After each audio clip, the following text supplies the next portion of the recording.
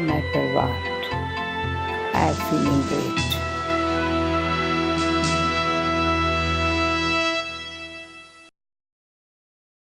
It's a warm welcome again to Godlywood Studio and to Light of Knowledge. Dear friends, we were dealing with the art of problem solving, and we have found out that meditation is one of the great tools we can use to solve our own problems. And of course, when we solve our own problems, then we become a solution provider to the whole community. And come on, let us explore even more the art of meditation with Shreya Ben. Welcome to the studio, sister. Om Shanti. Today, I think I need to know a little bit more about the Rajyoga meditation. Of course, I'm practicing it, but sometimes I find that I cannot, sometimes I'm not enjoying the whole process. I try to sit in silence, then I try to think that I'm the soul. Then sometimes I do lose my connection and things disturb me. And I have noticed something interesting. It is in these sessions of meditation which I take that I'm disturbed by thoughts than any other time. So it is kind of distracting, and sometimes I feel that no, today I will not do it. Then I will have to generate interest again. So this whole journey of meditation. So how can we make it smoother? The meditation is also it's almost like a practice. It will take time, but like we said that for the healthy body we need two things. One is food and the other is exercise. In the same way, just knowledge is not enough for the mind. For mind, knowledge is food and meditation is exercise.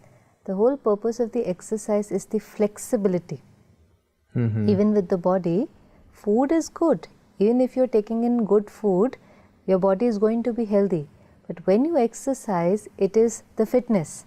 Then you can move your hand where you want to move, you can move your foot where you want to move. There is more flexibility.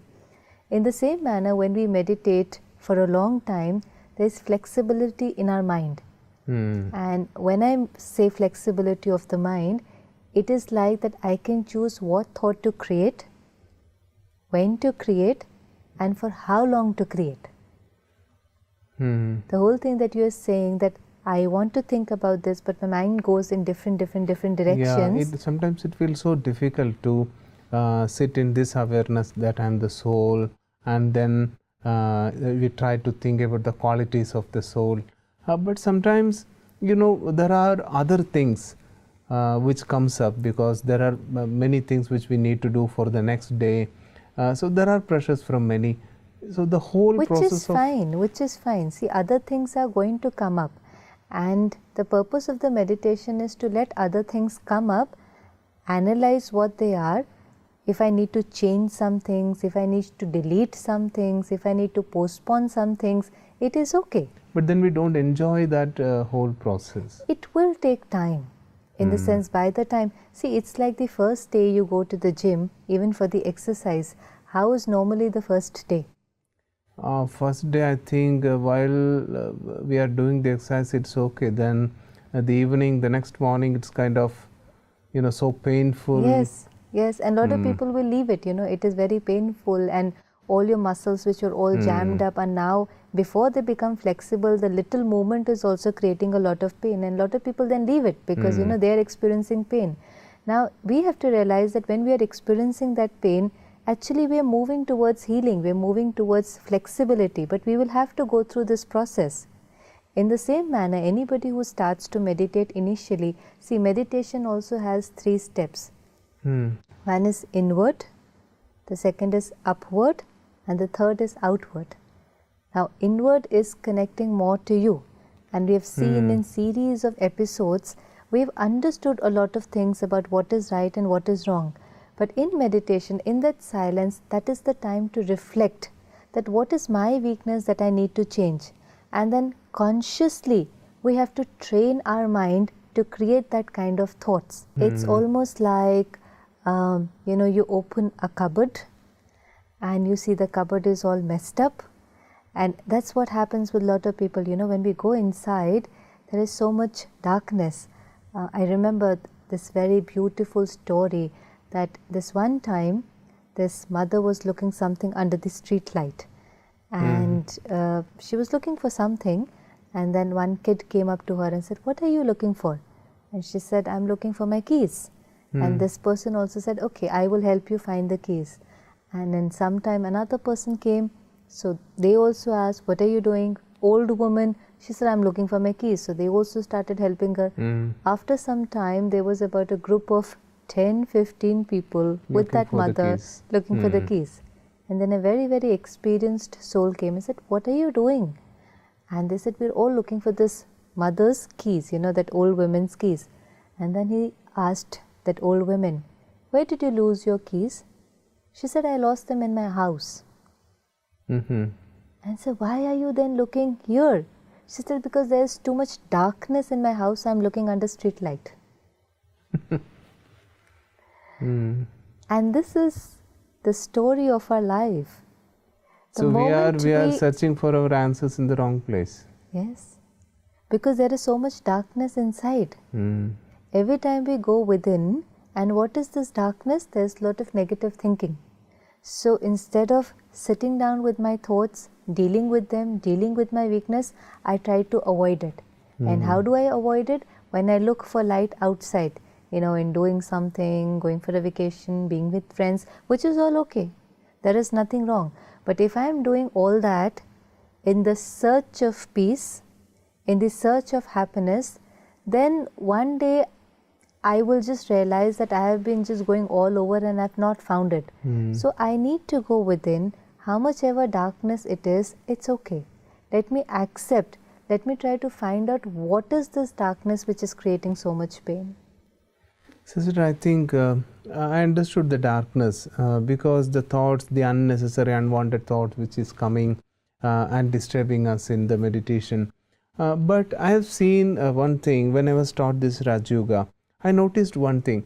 It is just you are leaving your body just like that. But in our ancient system of yoga or meditation or whatever, we do something with our body. We try to sit in a particular posture, and it does have its effect also, I think. Then why do we altogether leave that postures in this meditation?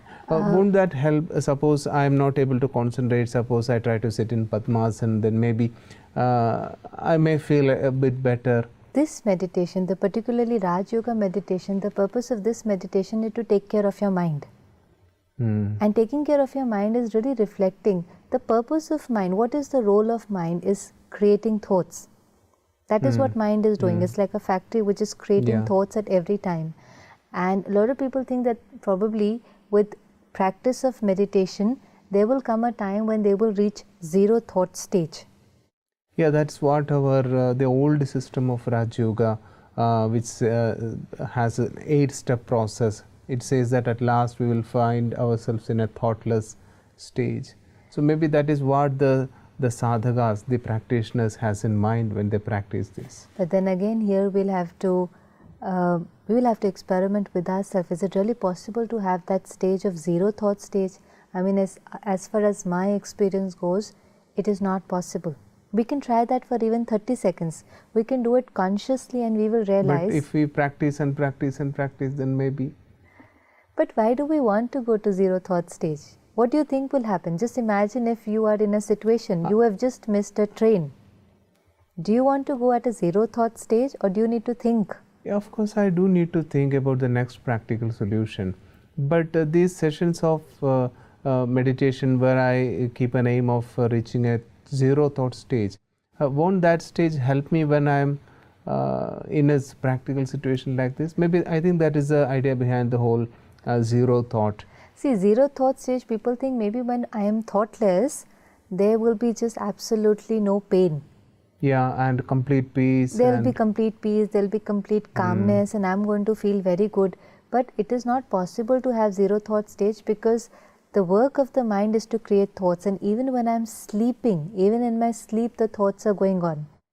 The purpose of meditation is not to reach zero thought stage, but rather to change the direction of my thoughts. Like we said, that if you have just missed the train, you can have two kind of thoughts. Yeah, somebody who is very weak is going to be easily influenced, and the thoughts are going to be, now what, oh my God, I have just missed my train, what will happen, what will be, what about my appointment, whatever, wherever they were going. Rather, a meditator is not so much affected by what's happening outside. He's so connected with himself or herself, and that is why we said the first stage is inward. I am so connected and I realize that I am a peaceful soul. The whole greeting that we keep using every day, Om Shanti, this greeting is also a greeting which has a beautiful meaning. It is not a mantra or anything. Like how we use any other greeting, we say good morning. Whenever we say good morning to somebody, the purpose is your morning should be very good. Very good. It is said with some meaning, it is said with some intention. And similarly in Brahma Kumaris, if you know, the greeting that we use is Om Shanti. And this greeting means I am. Om Shanti.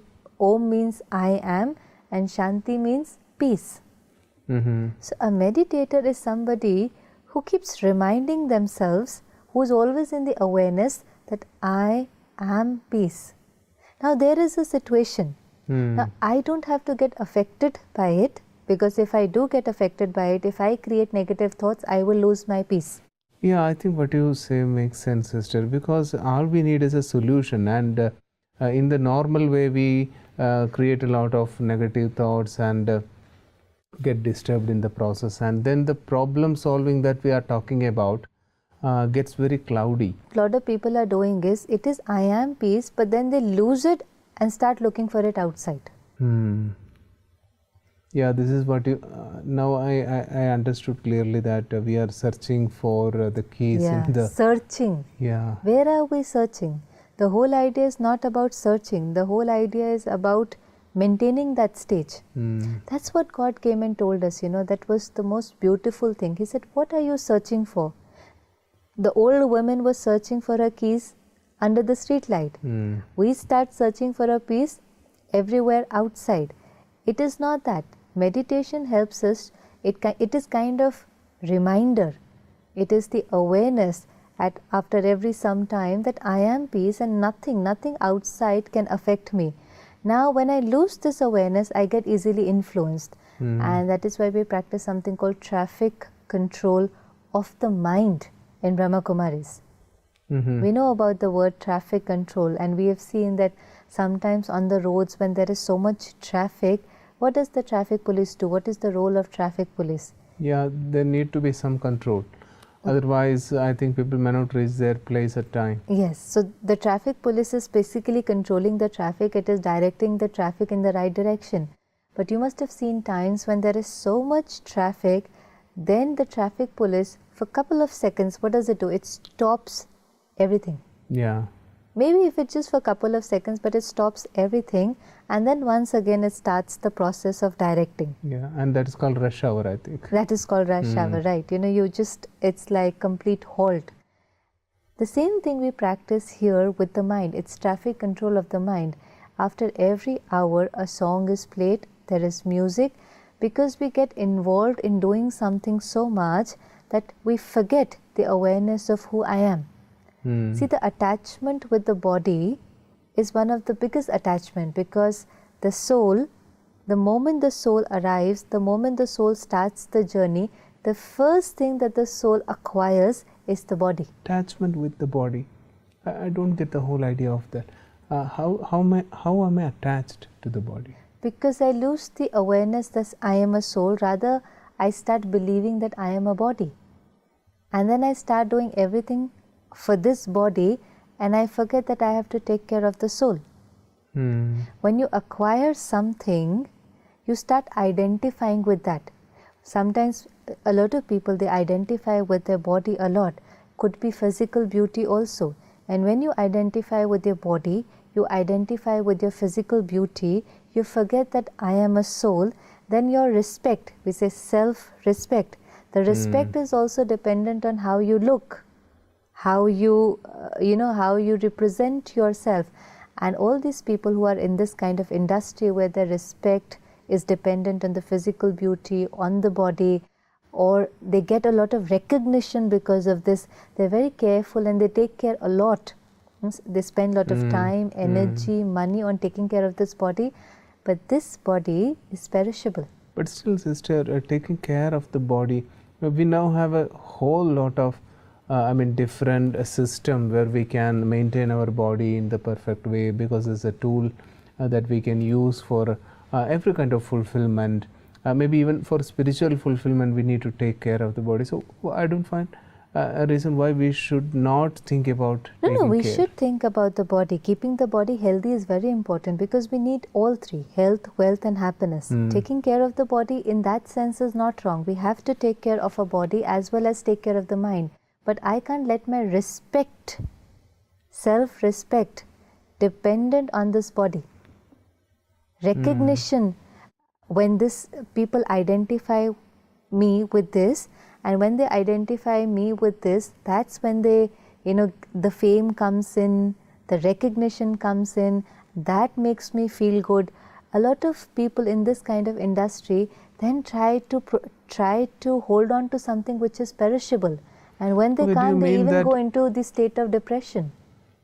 Do you mean this thing, in the world we are very beauty conscious, the outward beauty, what we call, and we have we have a set pattern. If you are white, then you look good. If you're black, but I don't know, now things might be changing, but still we do have a lot of people who catch hold of this pattern and try to be like them, whoever we see in the models, whom we see in the advertisements. And because every advertisement that you see today, every billboard that you see, anything, it shows a perfect figure and a smiling face. So it is trying to give you a message that when you have that kind of perfect face, perfect figure and that kind of smile, then you're going to be happy.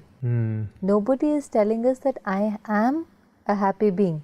They're telling you, if you acquire that perfect figure, perfect face, perfect smile, then you're going to get happy. So we are actually in search of happiness, but we think it is there in that perfect body. So we spend a lot of time, energy because in there. when I have a perfect body, then I get more recognition and acceptance, and then I feel the happiness that I want. Anybody who's feeling happy, their happiness is dependent on a lot of fame and recognition. When you go very close to them and when you talk them, you will also realize that they're very insecure. There's a lot of insecurity, there's a lot of fear, because it is dependent, no? So it is dependent on this. I have to always take care of this, because if this is not there, then the recognition is not going to come. But this is perishable. How will you take care of? You can take care of it, the body, but the beauty, everybody is going to be young and then going to be old. So a lot of people then start going into depression. Yeah, really, all this, the aging process. I know that many people are not comfortable with the aging process.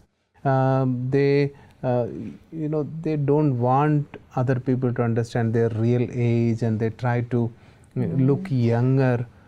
So I think this is what you mean by this whole attention on the body. There are very few people who are aging gracefully, understanding that this is the process. Being very comfortable in your skin. And it is not just about physical beauty, like you said, even color. Maybe with the education, some people are coming out of it, but it still persists a great deal. In fact, I was reading about it that there was this little kid who was found in the washroom scraping her black skin, because her sister had a fairer skin. So she was found scraping her black skin. And what was more shocking, that it happened in an African country where the major population is dark.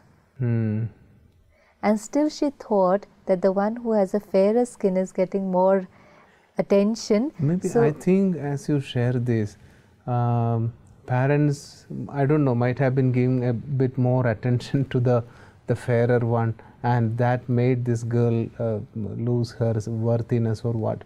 Maybe, but then this is going to happen. The attention can go to the fairer one, but the realization that I am not this. As soon as I get this realization, I am able to get away from the labels that I've acquired, and body is the first label. With that comes the color of the skin. With that comes the gender. Yeah. The gender is also another label, The being has no gender, but then this body then gets a gender, and somebody then is not comfortable with the gender. But these are all labels, Sometimes religion. But when I identify myself with these labels, the more I identify with them, the more I get attached to them, I start creating a lot of fear. For example, I identify with the label that could be my profession, could be my religion, could be my nationality. I am an Indian. I forget that I am a being, but I start identifying myself as I am an Indian, and I get attached to that label. Now, very subtly, when there is attachment, there comes fear. When we are attached to something, that means we're taking something from that label. That and label there is is a fear feeding of me. losing also. There is a fear of losing. It's feeding me. It's either feeding me respect, it's either feeding me happiness, it's feeding me something which I already actually have. But I'm not looking inside, I'm using that stimulus to feed me. Just like body is made up of 5 elements, the soul is also, it is the virtues. The being is nothing but virtues like peace, power, knowledge, purity. And if you don't get any one of them, you start looking for it outside. But you say that we have it inside us, inside the soul. We have all these qualities. We have love. We are embodiment of love. These are the expressions which you use when you give commentaries for meditation. So, having all this inside me, is it because I am not realizing that I am searching for the same thing outside? I am not experiencing it because I lose myself in one of the labels. For example, I lose myself in the label that I am Indian, and I start identifying myself with that label. When I am attached, there's always that fear. And if somebody says anything about my nationality, then I feel bad. Yeah, of course. I feel bad. So I forgot that I'm a soul. And I started identifying. That is even not necessary. I feel very bad when we have a cricket match between India and Australia wins the match, and I really feel bad. Because I identify myself as, I don't remember that I'm a soul and these are my soul brothers and they're my soul brothers. I am not enjoying the game. Okay, so I'm slowly getting the whole foundation of this, what you call the soul consciousness and its importance in meditation. Sister, I think we need to explore it further in the next episode because it is almost time to wind up. Can we have a quick meditation just for 2 minutes? Just for a moment. Detach yourself from everything. Come into the awareness that I am a being of light. I am energy. I'm not this body. But in this journey of life, I have acquired this body.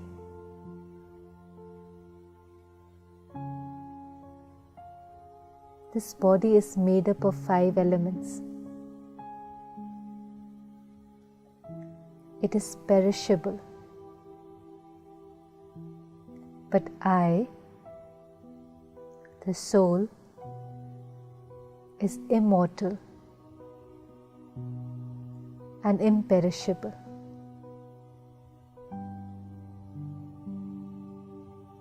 Let me experience myself. Let me detach myself from this body. When I get attached with this body, I'm always afraid of losing this. But I will lose this one day. Because it is perishable, I will lose it one day. Now I am not afraid. Because I know that energy will never die. It will just take another costume. With this awareness, I feel complete freedom.